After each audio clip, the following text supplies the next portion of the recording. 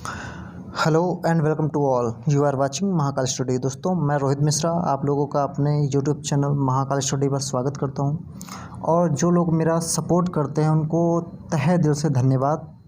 जो लोग मतलब 2-3 ग्रुप हैं जिसमें लोग हमारा बहुत ज़्यादा सपोर्ट करते हैं, चाहे वो मेरा ग्रुप हो, ओके, चाहे वो अंशी मैम का ग्रुप हो, चाहे वो यशु का ग्रुप हो। उसमें जितने लोग हैं सबका मुझे नाम तो नहीं मालूम, लेकिन जो भी लड़कियां हैं सब, जो भी लड़के हैं सब मेरा बहुत सपोर्ट करते हैं और उनको बहुत बहुत बहुत ज़्यादा धन्यवाद। ठीक है, और मेरा सपोर्ट ऐसे ही करते रहेंगे आप लोग तो ज़रूर मैं आगे जाऊंगा और आप लोगों को अच्छे अच्छे वीडियो देता रहूँगा। तो आज का टॉपिक क्या है आपको सामने दिख रहा होगा कि आज मैं आपको क्या पढ़ाने वाला हूँ। आज मैं आपको पढ़ाने वाला हूँ सुप्रीम कोर्ट कि सर्वोच्च न्यायालय क्या होता है, कैसे होता है, जज की जो नियुक्ति होती है कैसे होती है, अगर हटाया जाता है तो कैसे हटाया जाता है, अगर सैलरी मिलती है तो कहाँ से मिलती है, और रिट भी लागू होती है तो कहाँ से लागू होती है ना, किन कंडीशनों में सुप्रीम कोर्ट में रिट नहीं लागू होती है, सब कुछ आज डिटेल बताने वाला हूँ। बस फाइनली मतलब एक वीडियो में आपका सर्वोच्च न्यायालय बिल्कुल क्लियर हो जाएगा, आपका कोई डाउट नहीं रहेगा। अगर बाय द वे कोई डाउट रह भी जाता ना तो आप कमेंट बॉक्स में कमेंट में करके पूछ सकते हो कि मुझे ये समझ में नहीं आया, ओके, आपको बताया जाएगा। अगर आपको कमेंट में दिक्कत लगती है तो आप मेरा टेलीग्राम जो चैनल है क्विज़ वाला उसको ज्वाइन करो, चैनल को ज्वाइन करो, है ना, लिंक नीचे आपको डिस्क्रिप्शन में मिल जाएगी। उसमें आप कुछ भी आके पूछ सकते हो, कोई टेंशन नहीं। वॉइस चैट भी होती है, वहाँ बोल सकते हो, मतलब अगर एनी डाउट है आपको तो आप वहाँ पर पूछ सकते हो। चलिए ज़्यादा लेट ना करते हुए स्टार्ट करते हैं वीडियो। तो सुप्रीम कोर्ट किस भाग में है, तो भाग नंबर 5 में है। अनुच्छेद कौन सा है, 124 से अनुच्छेद 147 तक की सर्वोच्च न्यायालय के गठन किया गया या संगठन किया गया, अधिकार एवं क्षेत्रों की शक्तियों का आदि का वर्णन किया गया है। किसमें, भाग नंबर 5 में, आपको दिख रहा होगा यहाँ पर भाग नंबर 5 में। ओके, मैं कलर चेंज करता हूँ, कलर मैं क्या ले लूँ, मैं रेड ले लूँ यार, ठीक है। तो भाग नंबर 5 में अनुच्छेद कौन से 124 से 147 तक की आपका वर्णन किया गया है कि इसमें एक सुप्रीम कोर्ट होगा। ठीक है, अनुच्छेद कितने तय करता है, तो आपसे 124 से 147 तक की जितना वर्णन किया गया सब सुप्रीम कोर्ट के बारे में बताया गया है। चलिए बढ़ते हैं आगे, देखते हैं आगे क्या है। आपको पता ही महाकाल स्टडी अपना चैनल है, सब्सक्राइब करो, शेयर करो एंड ज़्यादा से ज़्यादा वॉच करो। सुप्रीम कोर्ट सर्वोच्च न्यायालय या उच्चतम न्यायालय, ठीक है। अनुच्छेद 124 में बोला गया कि सर्वोच्च न्यायालय के गठन संबंधी प्रावधान जो भी है कि 124 में बताया गया। इस अनुच्छेद के तहत भारतीय संविधान में कहा गया कि भारत का एक सर्वोच्च न्यायालय होगा। देखिए, जो मैं पहले बात बोला वही अभी बता रहा हूँ, कुछ अलग नहीं बता रहा हूँ, ठीक है।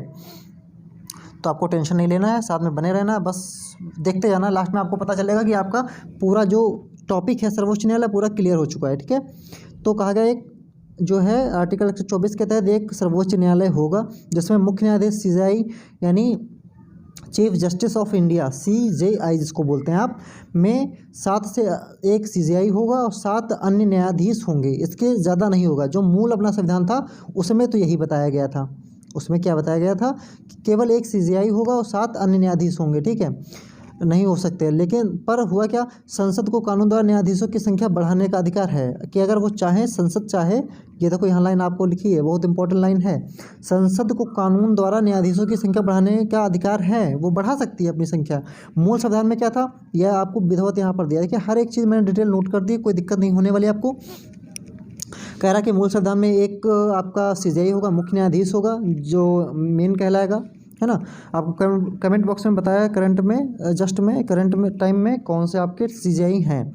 तो 7 आपके ये होंगे, अन्य न्यायाधीश 1 होगा आपका CJI। और लेकिन वर्तमान में चल क्या रहा है, वर्तमान में चल रहा है 33, यानी संविधान जो संसद है अपनी, वो बढ़ाते बढ़ाते यहाँ तक ले आई कि 7 से उन्होंने 33 तक पहुँचा दिया है। अभी कितने हैं, 34 है, 1 CJI है, 33 अन्य हैं, ठीक है। और आपको आप देख सकते हैं यहाँ पर ये कह रहा है वर्तमान में भारत के 48वें जो इस समय 48वें जो मुख्य न्यायाधीश हैं वो कौन है, NV रमन्ना है। आपको मैंने बोलने को कहा लेकिन आप नहीं बताएंगे, मुझे पता है आप इतने बिजी इंसान हैं और कहीं ना कहीं पढ़ने में थोड़ा कौन सर्च करे कौन देखे तो नहीं बता सकते ना। फिर भी आपको मैंने बता दिया, कोई टेंशन नहीं है। आपको जितने कोई भी डाउट नहीं रहेगा, आपको बस लगातार अंत तक देखना है, वीडियो को बने रहना साथ में, और कोई भी डाउट होता तो पूछना है। फिलहाल डाउट नहीं रखेंगे, हम कोशिश यही करेंगे कि कोई आपका डाउट ना रह जाए। आगे देखते हैं क्या न्यायाधीशों की योग्यताएं हैं, मतलब जो न्यायाधीश बनता है इसकी योग्यताएं क्या होनी चाहिए। नंबर 1 योग्यता क्या है, वो भारत का क्या होना चाहिए, नागरिक होना चाहिए, भारत का नागरिक। या भारत के नागरिक तो सभी होते हैं, लेकिन कोई कोई आते हैं भाई विदेश से आके अपने यहाँ रुक जाते हैं ना, तो वो न्यायाधीश नहीं बन सकता, उसको पहले अपने यहाँ की नागरिकता लेनी पड़ेगी, देन आफ्टर वो न्यायाधीश या सीजेआई मुख्य न्यायाधीश बन सकता है। तो भारत का एक नागरिक हो, सबसे पहली एक क्वालिटी होनी चाहिए। किसी हाई कोर्ट में कम से कम पिछले 5 वर्षों से न्यायाधीश हो, मतलब अगर उसको सर्वोच्च न्यायालय का न्यायाधीश बनना है तो क्या करना होगा, 5 साल कहीं किसी भी हाई कोर्ट में, सुप्रीम कोर्ट का अगर न्यायाधीश बनना, भाई सुप्रीम कोर्ट सबसे ऊंचा माना जाता है। आपके पहले आता है हाई कोर्ट के ऊपर सुप्रीम कोर्ट जो कि दिल्ली में है ना। तो पहले वो हाई कोर्ट में कहीं ना कहीं प्रैक्टिस कर चुका हो, 5 साल रह चुका हो, जैसे लखनऊ हो गया, इलाहाबाद हो गया, मतलब कहीं भी रह चुका हो, उससे मैटर नहीं करता, लेकिन रह चुका हो कहीं ना कहीं 5 वर्ष न्यायाधीश के पद पर काम कर चुका हो। या फिर किसी हाई कोर्ट में कम से कम 10 वर्षों तक की वकालत कर चुका हो, ये भी सही है भाई। वकील क्या होता है, वकील जो भी इतने केस लड़ता ना उसको आधा ज़्यादा सब समझ आ जाता है, बल्कि मैं तो ये कहूँगा कि 10 से ज़्यादा काबिल वकील हो जाते हैं, क्योंकि इतनी वो पढ़ाई करते हैं यार, इतने ये खोज, ये मतलब ये सबूत इकट्ठा करना, वो करना, ये केस कैसे लड़ा जाएगा, तो वो इतने काबिल हो जाते हैं, तो बहुत ज़्यादा काबिल हो जाते हैं। ठीक है, समझ लो कि बिल्कुल जज ही बन जाते हैं, वो मुख्य न्यायाधीश ही बन जाते हैं। तो कुछ नहीं, किसी हाई कोर्ट में कम से कम या तो 10 साल तक वकील रह चुका हो, या फिर 5 वर्ष तक कहीं अब आप वो हाई कोर्ट में क्या रह चुका हो, जज रह चुका हो, मतलब न्यायाधीश रह चुका हो। और या फिर राष्ट्रपति की नज़र में कानून का अच्छा जानकार हो, मतलब अगर राष्ट्रपति को लगता है कि वो बहुत बड़ा ज्ञाता है, ठीक है, बहुत अच्छा समझदार है, तो उसको राष्ट्रपति बना सकते हैं, कोई दिक्कत नहीं। भैया राष्ट्रपति क्या हो गया, बिल्कुल बेस्ट, मतलब एक नागरिक नहीं कहा जाता कि भारत का नागरिक मेन वही होता है, तो सही कहा जाता है, क्योंकि उसकी इतनी ज़्यादा पावन है। आपको क्या बताऊँ, मैंने राष्ट्रपति पढ़ाया है ना, मैंने नहीं पढ़ाया, बहरहाल दीदी ने पढ़ाया, बढ़िया पढ़ाया, इतना मुझे पता है फिलहाल। तो आप जाके प्ले लिस्ट में देखिएगा और राष्ट्रपति को पढ़िएगा, उसकी क्वालिटी और पढ़िएगा कि क्या क्या विशेषताएं हैं उसकी। चलिए अच्छा देखते हैं आगे, इतना आपको समझ में आ गया होगा, बढ़ते हैं आगे नेक्स्ट स्लाइड पर। इसमें देखते हैं क्या न्यायाधीशों का कार्यकाल, मतलब इसका जो टेन्योर होता है वो कितना होता है। ओके, तो संविधान में सर्वोच्च न्यायालय के न्यायाधीशों का कार्यकाल तय नहीं किया गया, हालांकि इस संबंध में निम्नलिखित 3 प्रावधान दिए गए, मतलब इसका वो नहीं तय किया गया कि ये इतने साल तक रहेगा, ये इतने दिन तक रहेगा, इतने साल तक रहेगा, ऐसा कुछ नहीं बताया गया। ओके, लेकिन क्या कुछ बोला क्या गया कि वह 65 वर्ष की आयु तक की पदासीन रह सकता है, कि जब तक कि उसकी 65 साल आयु न हो जाती तब तक वो बना रहेगा। उसके मामले में किसी प्रश्न उठाने पर संसद द्वारा स्थापित संस्था द्वारा निर्धारण करेगी। अगर कोई इस पर डाउट करता है कि ऐसा कोई संदेह उस पर रहता है, तो वो संसद में जाए, संसद में कार्रवाई होगी तो उसका देखा जाएगा, उसका निपटारा किया जाएगा, क्योंकि संसद एक बहुत बड़ी चीज़ हो जाती है आपकी, है ना। जैसे मंत्रिपरिषद में होती है ना, वही संसद कहलाती है, आपके लोकसभा राज्यसभा के लोग मिलकर संसद बनाते हैं ना, तो वही है, तो वहाँ उसका निपटारा किया जाता है। वह राष्ट्रपति को अगला क्या है, उसका क्या कह रहा है कि वह राष्ट्रपति को लिखित त्यागपत्र देकर त्यागपत्र दे सकता है, मतलब अगर उसको हटना चाहे, कौन, ये आपका न्यायाधीश जज, ठीक है, तो वो कैसे हट सकता है, राष्ट्रपति को लिखित त्यागपत्र देकर हट सकता है। अगला क्या कह रहा है, राष्ट्रपति की सिफारिश पर राष्ट्रपति द्वारा उसे पद से हटाया जा सकता है, मतलब संसद की सिफारिश पर अगर संसद कहती कि कोई डाउट है, काम अच्छा नहीं कर पा रहे हैं, इनके क्षमता नहीं रह गई है, या झेल नहीं पा रहे हैं प्रेशर, कोई भी समस्या है, तो वो राष्ट्रपति से कहेगा, तो राष्ट्रपति क्या करेगा, राष्ट्रपति उसे हटा सकता है, क्योंकि राष्ट्रपति के पास बहुत ज़्यादा पावर होते हैं, तो आपको पता ही है भैया, क्योंकि राष्ट्रपति बहुत बड़ी चीज़, हालांकि बहुत बड़ी चीज़ नहीं कह सकते, क्योंकि मेन पावर तो होती है प्रधानमंत्री के पास, जो प्रधानमंत्री कहता है वो उनको करना पड़ता है। अगर कहेंगे यहाँ साइन करो तो वो करेगा, क्योंकि प्रधानमंत्री मेन जो पावर्स है वो प्रधानमंत्री के पास है अपने, है ना। राष्ट्रपति के पास नाम की पावर है, लेकिन साइन उसके ही होते। कोई भी कारनामा होगा, कोई काम होगा, कोई विधेयक पास होगा, राष्ट्रपति के साइन होंगे, भले वो फ़ोन करके पूछे कि अरे मोदी जी क्या साइन कर दे तो बात वो है, लेकिन करनी पड़ जाती है उनको ज़बरदस्ती, है ना। कोई नहीं, हर चीज़ आपको समझ में आ जाएगी, आप बस बने रहिए साथ धीरे। ओके, हाँ, तो अगला क्या कह रहा है, अगला देखते हैं भाई, आगे क्या है। देखो, जितनी भी वीडियो को आपको स्किप नहीं करना है, जितना सब बहुत इंपॉर्टेंट है, हर एक चीज़ लिखी है, आपको कहीं ढूंढना नहीं पड़ेगा। आपको पूरी पीडीएफ मिलेगी बढ़िया, आप पीडीएफ में देखो और वीडियो भी देखो, शेयर भी करो। ओके, तो क्या कह रहा है, न्यायाधीशों की नियुक्ति, जो न्यायाधीशों की नियुक्ति होती है वो कैसे होती है। जो न्यायाधीशों की नियुक्ति 2 तरीके से होती है, एक मतलब दो, पहले 1950 से 1993 तक, फिर 1993 से अब तक पहले कैसे होता था, अब कैसे होता है, ठीक है, सब बता रहा हूँ आपको। राष्ट्रपति के द्वारा मंत्रिपरिषद के सलाह पर नियुक्त की जाती थी, कब? 1950 से 1993 तक। लेकिन अब ये मैटर नहीं रह गया कि राष्ट्रपति द्वारा मंत्रिपरिषद की सलाह पर नियुक्त किए कर दिए जाए, भर दिए जाए तुरंत। अब उनको पता ही नहीं कि चल क्या रहा है, इनको क्षमता है इनके करने की, नहीं करने की, कर पाएंगे ना, कुछ जान ना पहचाना, उसमें भर दिया, तो क्या मतलब है यार। लेकिन जो 1993 वर्तमान तक अब जो चल रहा है, राष्ट्रपति के द्वारा कॉलेजियम सलाह पर नियुक्त न्यायाधीशों की नियुक्त की जाती। कॉलेजियम सिस्टम आपको पता होना चाहिए, नहीं पता तो मैं बताता हूँ, कोई टेंशन नहीं। कॉलेजियम सिस्टम वो है कि किसी जो न्यायाधीश जो हैं जिनकी नियुक्ति की जाती है, वो मतलब मंत्रिपरिषद या राष्ट्रपति या प्रधानमंत्री की सलाह पर न करते हुए जो न्यायाधीश होते हैं, जैसे मुख्य न्यायाधीश और वरिष्ठ न्यायाधीश, इनकी सलाह पर, मतलब इनसे पूछ के कि ये क्या कर पाएगा, ये सही है, आप देख लो, ऐसे करके किया जाए ना नियुक्ति, वो कहलाती कॉलेजियम सिस्टम, ठीक है, इसे कहते हैं कॉलेजियम। तो आप लोगों को समझ में आया होगा कॉलेजियम में कितने थे, 1+4, यानी एक मुख्य न्यायाधीश और एक आपका 4 आपके अन्य न्यायाधीश। तो आई होप आपको कॉलेजियम भी समझ में आ गया होगा। चलिए बढ़ते हैं नेक्स्ट स्लाइड पर। वही है दोस्त, आप लोग सपोर्ट करो प्लीज़। आप लोग जब सपोर्ट करेंगे ना तभी मैं आगे बढ़ूंगा। आप लोगों का ही चैनल है, अपना चैनल है, ये मत सोचिए कि हमारा चैनल है, आप लोगों का चैनल। आप लोग, अरे आप लोगों में वो दम है कि आप लोग अगर चाह जाए ना तो एक दिन में भी बहुत कुछ कर सकते हैं। आप एक दिन खाली सब लोग कोशिश कर दो 10-10 सब्सक्राइबर दिलाने की। 10-10 सब्सक्राइबर दिलाओगे ना, 100 लोग मिल गए ना, तो जोड़ो लोग कितने हो गए, 100 को 10 से गुणा कर लो, 1000 हो गए। देर नहीं लगेगा, झटके में हो जाएंगे। सपोर्ट करो यार, आप लोगों को बहुत सहारा है हमें। तो देखते हैं अगला क्या, CJI मुख्य न्यायाधीश की नियुक्ति। मतलब मुख्य न्यायाधीश की नियुक्ति कैसे होती है? मुख्य न्यायाधीश की नियुक्ति का उल्लेख संविधान में नहीं है, मतलब इसमें नहीं बताया गया कि संविधान में है, लेकिन परंपरा क्या कहती है, राष्ट्रपति के द्वारा सुप्रीम कोर्ट के सबसे वरिष्ठ न्यायाधीश को मुख्य न्यायाधीश की नियुक्त कर दिया जाता है। होता ये है कि जैसे कि जज हैं जितने भी, उसमें देखा जाता है कि सबसे काबिल जज कौन सा है, मतलब टैलेंट किसमें, कौन सा बेस्ट डिसीजन ले पाता है, कौन जल्दी डिसीजन ले पाता है, ये देखा जाता है ना। देखो पता चल ही जाता, आप अगर कहीं 10 लोग काम भी कर रहे हो ना तो उसमें भी पता चल जाता कि ये बंदा काबिल है यार। तो वही चीज़ है, ये तो न्यायाधीश वाली बात हो गई। तो वही होता है जो आपके 33-34 जो भी आपके न्यायाधीश होते हैं जो हैं इस टाइम, तो उसमें देखा जाता है सबसे काबिल कौन है, मतलब कम समय में जल्दी डिसीजन, अच्छा डिसीजन, बेस्ट डिसीजन कौन ले पा रहा है, उसको मुख्य न्यायाधीश CJI मतलब चीफ जस्टिस ऑफ इंडिया बना दिया जाता है। ऐसा किया जाता है, और बल्कि सबसे परमिशन ली जाती है, ऐसा नहीं, सबसे परमिशन लेने के बाद बनाया जाता है। ऐसा नहीं कि एकदम से आया राष्ट्रपति बना दिए, ऐसा नहीं होता है, ठीक है।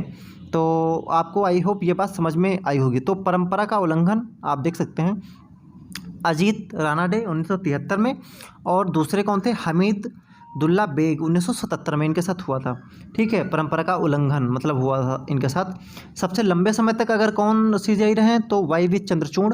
कितने दिन रहे थे वो, 2696, यानी 2600-900 दिन, समझ रहे हैं, मतलब 2000 दिन समझ जाओ, फिर अब काउंट कर लो भैया तुम साल। कितने दिन CJI रहे हैं, मतलब हद है यार, मतलब इतने दिन, मतलब अगर निकालोगे भाई 350 होते, मान के चलो कितना साल में, 3.5 मान के चलो, 7-7 14, 4 14 5 ऐसे जुड़ते चले जा रहे यार, कितने 7-8 पंचवर्षीय रह गए, मतलब 7-8 साल रह गए। 3/24 तो नॉर्मली 8 तो ऐसे निकल रहा है, बल्कि ज़्यादा ही निकल रहा होगा। तो सबसे कम समय तक कौन रहे, कलम नारायण सिंह 17 दिन। चलो बने तो हमको कोई एक दिन ही बना दे यार, नाम तो हो जाएगा। तो वही है, बने, नाम हुआ कलम नारायण सिंह का। तो सबसे कम कौन है, देखो यार मस्ती से पढ़ाई करो और बस पढ़ाई करते रहो, कैसे भी करो पढ़ाई करो। और आज आपका पूरा टॉपिक क्लियर होने वाला है बिल्कुल। जो मुख्य न्यायाधीश है कहीं से क्वेश्चन नहीं बचेगा। अगर पेपर में क्वेश्चन आए और आप कह देना कि ये क्वेश्चन आपने नहीं बताया तो मुश्किल है। और थोड़ी बहुत पढ़ाई तो आपको करनी रहेगी यार अपने आप से, क्योंकि कोई किसी की पढ़ाई नहीं करवाता, वो खुद पढ़ता है अपने आप से।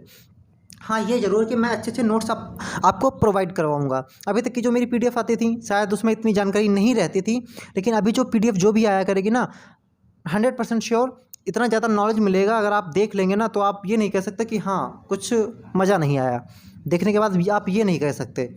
तो बस साथ में बने रहिएगा और वीडियो को शेयर करते रहिएगा। और अगर अच्छी लग रही तो प्लीज़ लाइक ज़रूर करें और सब्सक्राइब ज़रूर कर लें, जिससे कि मेरी जो न्यू वीडियो आएंगी आपको नोटिफिकेशन मिल जाया करेगी। और अगर बेल आइकन नहीं दबाएँ तो ज़रूर दबाएँ।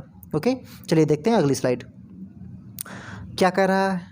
अगर हम देखते हैं सर्वोच्च न्यायालय की शक्तियाँ एवं क्षेत्राधिकार की, उसके पास पावर्स क्या होती हैं और वो कर क्या क्या सकता है। तो रिट, आपको मैंने बताया कि रिट जारी होती है भाई। अगर किसी बच्चे को किसी उसके अधिकार के साथ हनन हो रहा है ना, तो वो सुप्रीम कोर्ट में जा सकता है, हाई कोर्ट में भी जा सकता है। लेकिन अगर आपसे पूछा जाए कि बेस्ट कौन रहता है एक व्यक्ति के लिए, सब तो सोचेंगे यार बेस्ट सबसे ऊंचा है सुप्रीम कोर्ट, तो हमारे लिए बेस्ट सुप्रीम कोर्ट होगा। तो ऐसा नहीं होता, ये चूतियापा काट रहे हो आप लोग, ठीक है। होता क्या है, सुप्रीम कोर्ट क्या है, सुप्रीम कोर्ट केवल इधर उधर के जो आपके मूल अधिकार को छोड़कर और कोई निपटारा होगा तो वो कर देगी, लेकिन मूल अधिकार अगर आ गया ना तो वो नहीं करने वाली निपटारा, क्योंकि वो आप अपने हाई कोर्ट में समझो जाके भाई, वो उससे मतलब नहीं रखती है। और आपका जो मूल अधिकार हो, चाहे कैसा भी समस्या हो ना, हाई कोर्ट कहता है आओ हम तुम्हारी सब कुछ सुनेंगे बेटा, तुम्हारा चाहे मूल अधिकार से रिलेटेड समस्या प्रॉब्लम हो, चाहे तुम्हारा नॉर्मल प्रॉब्लम हो, ठीक है, तो वो सब कुछ सुनता है। तो आपके लिए बेस्ट कौन रहता है, हाई कोर्ट बेस्ट रहता है। सबसे पहले अगर कोई रिट दायर करनी है आपको, तो सबसे पहले कहाँ जाए, हाई कोर्ट में जाए, सर्वोच्च न्यायालय में ना जाए। होता लेकिन ये है, अब कोई दिल्ली का है तो वो ना कि अपने स्टेट में, जैसे कोई बिहार का रहने वाला दिल्ली में रहे तो अपना दिल्ली में लड़ेगा ना, तो वो सुप्रीम कोर्ट उसके लिए बेस्ट है। क्यों, क्योंकि वो पास में पड़ रही है, वो वहाँ दौड़ के थोड़ी ना जाएगा कि वो जा रहा है अपने घर में वहाँ केस लड़ने के लिए, ऐसा नहीं होता ना। जिसको जो पास में पड़ता है वो वहाँ से अपनी याचिका दायर कर देता है।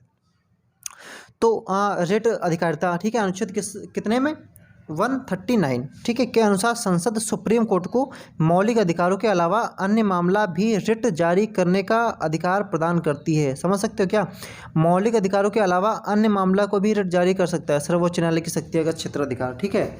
कौन, जो मैंने बताया कि हाई कोर्ट, ठीक है। सलाह का क्षेत्राधिकार क्या है, आपके अनुच्छेद 149 में क्या है, कहा गया है कि अनुसार राष्ट्रपति संवैधानिक मामलों में सर्वोच्च न्यायालय से परामर्श ले सकता है। कौन, प्रेसिडेंट ले सकता है। अगर कोई संवैधानिक मामला फंस रहा है तो वो इससे अपना जो CJI है उससे जो है मतलब सलाह ले सकता है कि भाई ये बताओ हम गलत कर रहे हैं, कि अगर हम उसको फांसी की सज़ा माफ़ कर रहे हैं तो क्या सही कर रहे हैं कि गलत कर रहे हैं, ठीक है। तो वो सलाह ले सकता है, पूछ सकता है। और क्या कह रहा है, पर सलाह मानने या ना मानने पर राष्ट्रपति पर निर्भर करता है। ऐसा नहीं कि वो कह रहा है कि भैया तुम इसको माफ़ी कर दो या इसको छोड़ दो या इसको सज़ा दिलवा दो, तो ज़रूरी नहीं राष्ट्रपति माने। भैया राष्ट्रपति एक बहुत बड़ी चीज़ हो गया ना, तो उस पर मन है तो वो करेगा, वरना वो कहेगा हमको नहीं करना है ना। वो खाली उसको दे दिया इक्वालिटी के, तुम पूछ सकते हो, ऑप्शन है इसके पास ना, कि सलाह लेना चाहो तो तुमको बताएंगे, वो मना नहीं कर सकते। कौन, मुख्य न्यायाधीश या कोई भी न्यायाधीश। महत्वपूर्ण तथ्य क्या है, इसको भी समझ लो। भारत के किस मुख्य न्यायाधीश ने राष्ट्रपति के रूप में भी काम किया, मतलब ऐसे कौन से न्यायाधीश रहे हैं जो राष्ट्रपति भी रहे और आपके मुख्य न्यायाधीश भी रहे हैं, है ना। तो मोहम्मद हिदायतुल्लाह, कौन, मोहम्मद हिदायतुल्लाह। और सुप्रीम कोर्ट की सबसे पहली महिला न्यायाधीश कौन थी, तो आपकी फातिमा बीबी थी। कौन थी, फातिमा बीबी। आई होप इतना आपको समझ में आ गया होगा। आप स्क्रीनशॉट भी ले सकते हो, या फिर आपको स्क्रीनशॉट नहीं लेना है, आप डोंट वरी, आपको केवल हमारे डिस्क्रिप्शन में जाना है। उसमें एक होगा टेलीग्राम क्विज ग्रुप, एक होगा टेलीग्राम चैनल। तो टेलीग्राम चैनल को आपको ज्वाइन कर लेना है। अगर आपको क्विज़ देना है तो हमारा क्विज़ वाला भी चैनल ज्वाइन करें। अगर आपको क्विज़ नहीं देना, केवल PDF चाहिए, तो PDF के लिए आप हमारे जो टेलीग्राम चैनल है महाकाल स्टडी, उस पर जरूर जुड़ें। आपको उस पर डेली हर वीडियो की PDF मिल जाएगी, डोंट वरी। और बेस्ट PDF है, आपको खुद समझ में आएगा कि हाँ PDF अच्छी है, ठीक है। चलिए बढ़ते हैं नेक्स्ट स्लाइड पर। और आपको एक ही वीडियो में अब ज़्यादातर हर एक चैप्टर क्लियर किया करूँगा। आप ये मत सोचना कि एक दो चीज़ें बता के चले गए, ऐसा नहीं। फुल जानकारी दिया करूँगा, जो भी पढ़ाऊँगा बिल्कुल क्लियर करूँगा, फाइनल कर दिया करूँगा। तो अगला क्या है, अनुच्छेद 130, उच्चतम न्यायालय का स्थान, कि उच्चतम न्यायालय का स्थान कहाँ होगा। तो सुप्रीम कोर्ट दिल्ली में स्थित है। कहाँ, आपको मैंने बताया सुप्रीम कोर्ट कहाँ स्थित है, दिल्ली में, पहले बता दिया जब आपको मैं रिट समझा रहा था। तो मुख्य न्यायाधीश को यह अधिकार भी है कि उच्चतम न्यायालय का स्थान कहीं और स्थानांतरित कर सकती है, या नहीं वो दिल्ली में रहना चाहेगी। वो कहती है हमको चेन्नई जाना है तो चेन्नई जा सकती है भाई। अगर हमको उसको अंडमान निकोबार जाना तो वो जा सकती है अंडमान निकोबार, उसका पूरा अधिकार है। किस आर्टिकल के अनुच्छेद, किस अनुच्छेद के तहत, 130 के तहत वो कहीं भी स्थान अपना चेंज कर सकती है। मगर ऐसा निर्णय राष्ट्रपति के पूर्व अनुमति के बाद ही ले सकती है। मतलब सबसे पहले बताया कि ये थोड़ी ना कि जब मन हुआ अपना बोरिया बिस्तर उठाया चल दिए हमको चंडीगढ़ जाना है भाई, ऐसा नहीं होता है। सबसे पहले वो पूछेगा किसी राष्ट्रपति से कि ऐसा क्या किया जाए, ऐसा किया जाए कि ना किया जाए, ठीक है। अगर वो कहेगा कि हाँ ऐसा किया जाए तो वो करेगा, अन्यथा नहीं करेगा, क्योंकि वो उस पर डिपेंड करता है कि वो करेगा कि नहीं करेगा, ओके। तो आपको इतना समझ में आया होगा कि उस पर वो बात नहीं, मतलब ज़रूरी नहीं कि कर ही ले, अगर राष्ट्रपति कहेगा तो करेगा, अन्यथा नहीं करेगा। अगला क्या है, सर्वोच्च न्यायालय की शक्तियाँ एवं क्षेत्राधिकार। प्रारंभिक क्षेत्र अधिकार की शक्ति, ये भी समझ लो। आर्टिकल 131 के तहत क्या है के अनुसार जो मुख्य न्यायाधीश होता है वो आर्टिकल 131 के अनुसार कुछ मामलों की सुनवाई सिर्फ सुप्रीम कोर्ट में ही की जा सकती है। जैसे कि कुछ चीज़ें हैं जो सुप्रीम कोर्ट में ही, मतलब वहाँ के जो न्यायाधीश होते हैं कहीं ना कहीं बेस्ट होते हैं और काबिल भी होते हैं। देखिए, होते हर जगह के बेस्ट काबिल हैं, लेकिन सुप्रीम कोर्ट भाई ऐसे ना बनाई जाती। अगर हाई कोर्ट में सब बेस्ट होते तो कहीं ना कहीं सुप्रीम कोर्ट सुप्रीम कोर्ट का निर्माण ना जो है किया जाता। तो कुछ ना कुछ अच्छी क्वालिटी तो रहती है भाई। अगर वही है कि अगर जो सांसद होते हैं वो बेस्ट ना होते तो अगर सांसद ज़्यादा बेस्ट ना होते एमएलए के मुताबिक, तो सांसद का निर्माण क्यों किया ही ना जाता। मेंबर ऑफ पार्लियामेंट की मैं बात कर रहा हूँ। तो हर व्यक्ति से ऊपर कोई ना कोई होता है। कांस्टेबल की अगर वैल्यू ज़्यादा होती तो दरोगा का पद ही ना बनाया जाता ना भाई। डबल स्टार उसको देने की क्या आवश्यकता थी। और फिर अगर दरोगा की ज़्यादा वैल्यू थी तो इंस्पेक्टर ना बनाया जाता, ट्रिपल स्टार ना बनाया जाता फिर। तो कुछ चीज़ें हैं जो आपके सुप्रीम कोर्ट में ही क्लियर की जा सकती हैं। जैसे कि क्या, कोई स्टेट का स्टेट से मैटर है तो वो निपटारा वहीं हो सकता है। सेंटर या स्टेट का मैटर कोई फंस गया तब भी वो निपटारा कर सकती है। ओके, और सेंटर प्लस स्टेट दोनों की समस्या है तब भी वो सुन सकती है। मतलब वहाँ कोई भी जाओगे सबका सुनवाई होगी, ऐसा नहीं है कि नहीं सुना जाएगा। कुछ होता है कि भाई ये हमारे स्टेट का फैसला था, आपने क्यों सुना दिया, ये भी हो सकता है ना।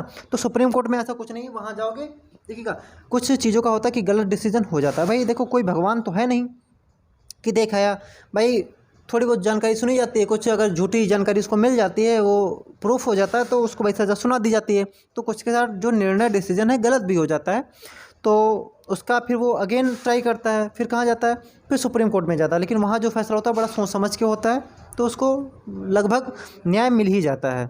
लेकिन थोड़ा बहुत गलत भी हो जाता है, पता चला बेगुनाह को सज़ा मिल जाती है, गलत होती है। थोड़ा इस पर ध्यान देना चाहिए, चाहे वो जज हो, चाहे राष्ट्रपति हो, चाहे कोई भी हो।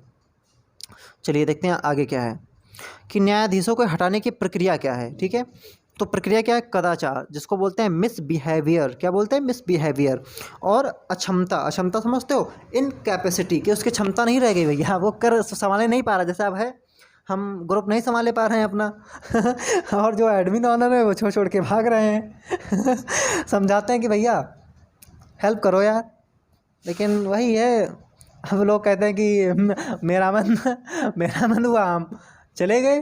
तो हम क्या कर सकते हैं बताओ।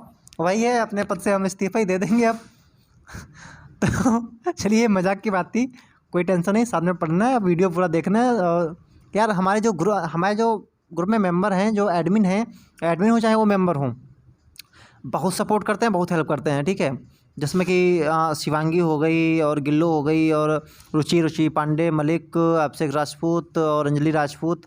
स्टूडेंट इस समय थोड़ा गुस्सा थी पता नहीं कहाँ है, पता ही नहीं चलता उसका। लेकिन और ये नटखट परी, जितने लोग हैं सब बहुत Gyandhara classes and Salu ma'am जो हैं बहुत ज़्यादा सपोर्ट करती हैं। और जितने भी श्रद्धा मैम हो, चाहे वो जितने भी हों, चाहे वो रंस बाबू हों, सब बहुत सपोर्ट करते हैं, ज़्यादा वर्क करते हैं। चाहे वो क्वीन हो, जितने लोग हैं सब बहुत सपोर्ट करते हैं। इनको तहे दिल से धन्यवाद। बस आप ऐसे ही सपोर्ट करते रहो, मैं ज़रूर आगे जाऊंगा। हाँ, तो क्या कहाँ पर थे हम कि अगर वो मिसबिहेवियर कर रहा है या इनकैपेसिटी उसकी है कि वो अपना पद संभाले नहीं पा रहा, उसके बस की नहीं है, पता चला वो पगलिया गया है। ठीक है, तो उस पर आरोप, इसे पद पर हटाने के लिए प्रस्ताव लाया जा सकता है कि अगर बता दिया कि वो काम नहीं कर पा रहा है यार, अपना अपना पद नहीं झेल पा, निर्वहन नहीं अच्छे से कर पा रहा, तो उसको हटाया जा सकता है। कैसे, प्रस्ताव किसी भी सदन में लाया जाए, जहाँ लोकसभा या राज्यसभा। अगर प्रस्ताव लोकसभा में लाया जाने पर कम से कम 100 दिन और राज्यसभा में लाए जाने पर कम से कम 50, मतलब 100 दिन नहीं लोकसभा में लाए जाने पर कम से कम 100 लोग और राज्यसभा में लाए जाने पर कम से कम 50 सदस्यों का समर्थन चाहिए, तब तो उसको हटाया जा सकता है। और संबंधित सदन के अध्यक्ष द्वारा आरोपों की जांच कार्रवाई की जाती है। मतलब ये नहीं कि उसने बोला कि वो कर नहीं पा रहा, वो पगलिया गया है तो हाँ इसको हटा दो, ठीक है इसको बाहर कर दो, कल उसको रख लेंगे, ऐसा नहीं होता है।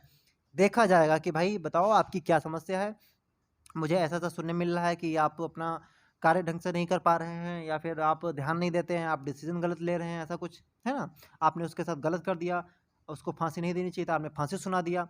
तो जांच की जाती है कमेटी के थ्रू, तब होता है कि ऐसा, तब उसे हटाया जा सकता है। आगे देखते हैं क्या है।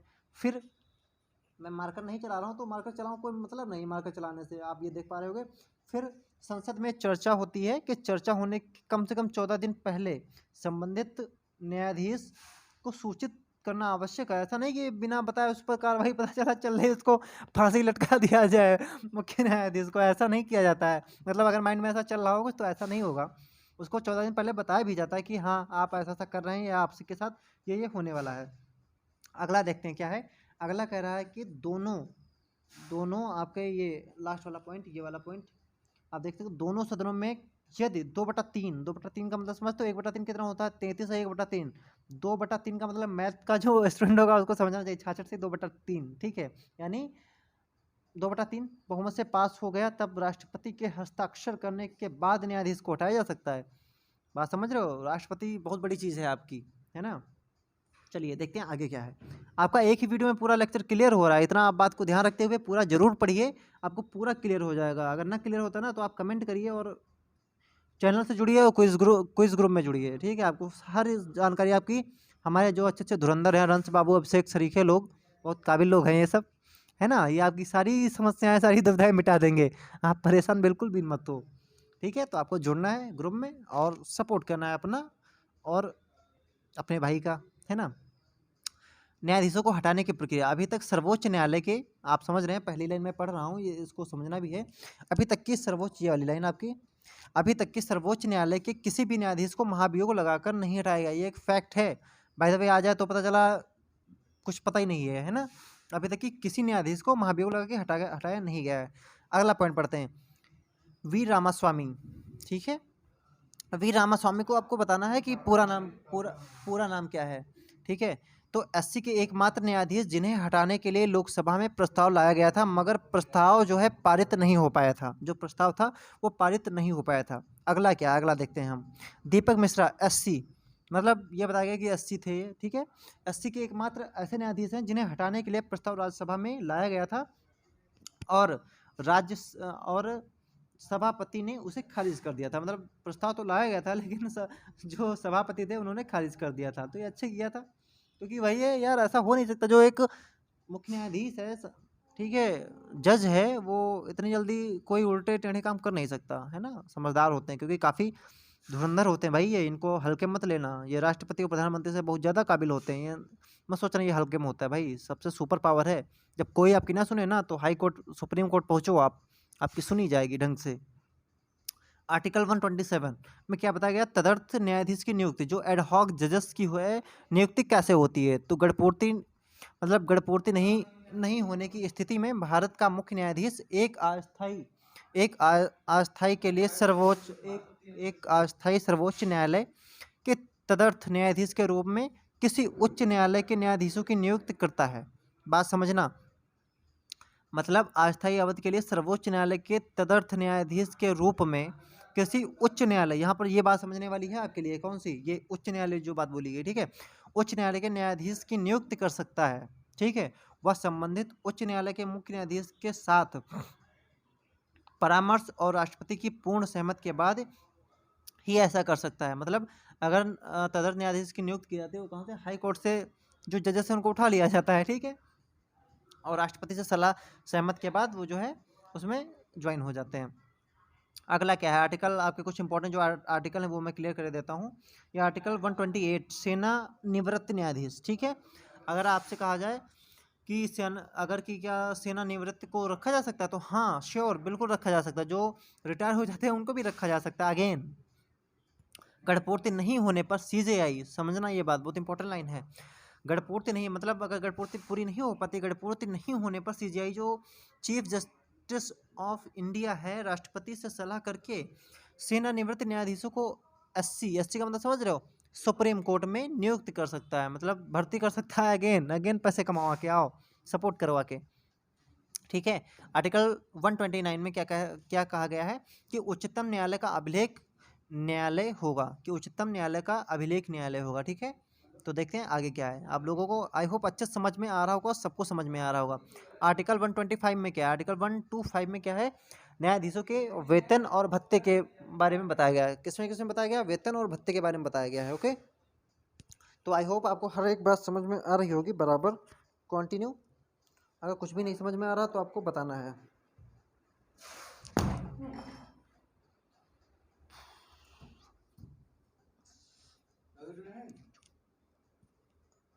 ठीक है दोस्तों, आपको समझ में आ गया होगा। आगे देखते हैं। ठीक है, आगे क्या कर रहा है कि आर्टिकल 125 न्यायाधीश की वेतन और भत्ते। ठीक है, सर्वोच्च न्यायालय के न्यायाधीशों को भारत की संचित निधि से वेतन दिया जाता है और जब तक वह पद पर रहते हैं उनके वेतन में किसी भी प्रकार की कटौती नहीं की जा सकती है। ठीक है, मुख्य न्यायाधीश की जो सैलरी होती है वो कितनी होती है? 2,80,000 प्रतिमाह होती है। ठीक है, जो अन्य न्यायाधीश की सैलरी होती है वो कितनी होती है? 2,50,000 प्रतिमाह होती है। ठीक है, अनुच्छेद आर्टिकल 126 के अनुसार क्या बताया गया है? आर्टिकल 126 के अनुसार बताया गया है कार्यकारी मुख्य न्यायाधीश की नियुक्ति। ठीक है, मुख्य न्यायाधीश का पद रिक्त होने पर राष्ट्रपति सर्वोच्च न्यायालय के किसी भी न्यायाधीश के कार्यवाहक मुख्य न्यायाधीश नियुक्त कर सकता है। ये लाइन आपको समझ में आनी चाहिए। ठीक है, बहुत इंपॉर्टेंट लाइन है कि मुख्य न्यायाधीश का पद रिक्त होने पर राष्ट्रपति जो है सर्वोच्च न्यायालय के किसी भी जो कार्यवाहक होता है, जो वरिष्ठ न्यायाधीश होगा उसे मुख्य न्यायाधीश नियुक्त कर सकता है, उसको पूरी पावर है। चलिए बढ़ते हैं आगे, देखते हैं आगे क्या है। सर्वोच्च न्यायालय की शक्तियां एवं क्षेत्राधिकार। अपीलीय अधिकार क्या होता है? आर्टिकल 132 जो इम्पोर्टेंट आर्टिकल है मैं आपको सब बता दे रहा हूँ, आपके सुप्रीम कोर्ट से रिलेटेड। ओके, पूरा टॉपिक आपका क्लियर हो जाएगा। तो आर्टिकल 132 में के अंतर्गत देश का सबसे बड़ा अपीलीय न्यायालय सर्वोच्च न्यायालय है। इसे भारत के सभी उच्च न्यायालयों के निर्णयों के विरुद्ध अपीलीय सुनने का अधिकार है। ठीक है, इसके अंतर्गत तीन प्रकरण आते हैं। नंबर 1 कौन कौन सा? संवैधानिक मामले, नंबर 2 दीवानी मामले, नंबर 3 फौजदारी मामले। ठीक है, अगला पॉइंट क्या कह रहा है यहाँ पर समझिए, पुनर्विचार संबंधित क्षेत्राधिकार। ओके, आपका आर्टिकल 137 में क्या है? 137 में के अनुसार सर्वोच्च न्यायालय को यह अधिकार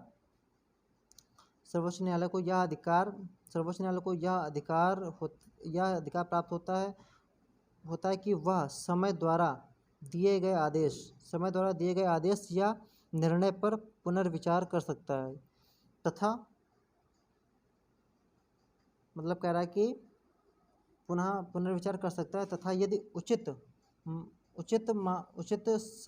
समय पर उसने परिवर्तन भी कर सकता है। मतलब समझना ये चीज़ 137 आर्टिकल आपका बहुत इंपॉर्टेंट है। कह रहे के अनुसार सर्वोच्च न्यायालय आर्टिकल 137 के अनुसार सर्वोच्च न्यायालय को यह अधिकार भी प्राप्त है कि वह समय द्वारा दिए गए आदेश या निर्णय पर पुनर्विचार कर सकता है और यदि उचित समय हो तो उसमें परिवर्तन भी कर सकता है। ठीक है, देखते हैं अगली स्लाइड। तो आई होप आपको इतना समझ में आ गया होगा। ठीक है, आपको जितने इम्पोर्टेंट थे मैंने सब कुछ बता दिया। अब आपको करना क्या है, वीडियो आपको आई होप अच्छी ही लगी होगी। ठीक है, जितना इम्पोर्टेंट था सुप्रीम कोर्ट से रिलेटेड मैंने सब कुछ आपको बता दिया। अब आपको करना इतना है, बस वीडियो को प्लीज़ लाइक करना है, शेयर करना है, सब्सक्राइब करना है और सपोर्ट करना है। अगर कोई भी प्रॉब्लम आती है तो आप कमेंट बॉक्स में कमेंट करना है कि आपको क्या समझ में नहीं आया, क्या दिक्कत है। मिलते हैं नेक्स्ट क्लास में, तब तक के लिए जय हिंद, टेक केयर, बाय।